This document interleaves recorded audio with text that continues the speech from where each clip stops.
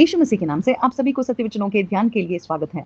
यीशु मसीह ने गूंगे दुष्ट आत्मा को एक व्यक्ति से निकाल दिया और गूंगा बोलने लगा। यह सुनकर, यह देखकर फारिसियों ने बताया कि यीशु मसीह दुष्ट आत्मा के सरदार से मिलकर यह सभी दुष्ट आत्मा को भगा रहे हैं। ऐसा विचार सुनने पर भी यीशु ने इन विचारों को लक्ष्य नहीं दिया, परंतु वे उस गांव में चलकर इस सुसमाचार को, स्वर्ग राज्य के सुसमाचार को उन सभी लोगों को बताने लगे, उनको चंगाई दी। क्योंकि यीशु मसीह उन लोगों के भीड़ को देखकर तरस खाए। उनको तरस आया क्योंकि वे बिना चरवाहे के भेड़ जैसे दिख रहे थे। आज इस संसार में भी हमें यीशु मसीह इसीलिए बुला रहे हैं। हमारा चरवाहा यीशु मसीह ही है। जो कोई भी यीशु मसीह से विश्वास करता है, उनकी आत्मा को पाता है और उसका चरवाहा उनके वचन को पा सकता है।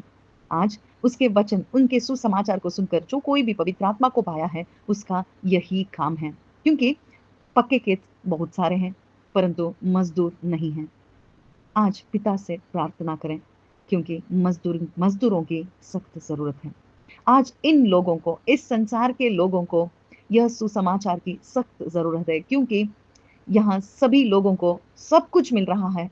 यीशु मसीह के नाम से चंगाई मिल रही है, दुष्ट आत्मा भाग रहे हैं, परंतु स्वर्ग साम्राज्य की सुसमाचार यानी यीशु तुम्हारे बदले मर चुके हैं। एक पापी को स्वर्ग है, यीशु मसीह के द्वारा ही वह स्वर्ग पा सकता है। यीशु मसीह ही मार्ग है, यीशु मसीह ही जीव है, यीशु मसीह ही सत्य है। ऐसा वचन बताने वाले कोई भी नहीं है।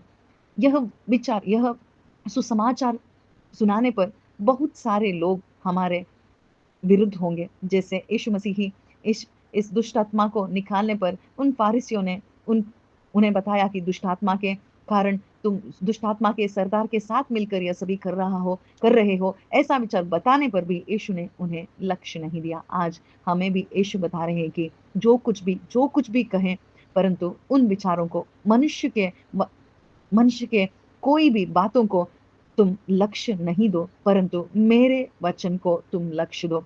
मेरे वचन ही तुम्हें अनंत जीवन देंगे और अनंत जीवन को सभी लोगों को बांटने के लिए भी मेरे वचन ही तुम्हें अनुग्रह देंगे, क्योंकि मेरे पवित्र आत्मा को तुम्हें दिया है। आज हम सभी का काम उस चरवाहे को दिखाना, यानी यीशु मसीह को दिखाना, हमारे जीवित से उस चरवाहे के साथ सभी लोगों को जुड़ाना ही हमारा काम है। और हम सभी इस संसार में नहीं, परंतु अनंत जीवन को पाकर उस समृद्धि जीवन को इस संसार में जिए और यीशु मसीह के लौटने पर हम सभी उसके भेड़ बने और हमारा चरवाहा एक ही यीशु मसीह बने। आमीन।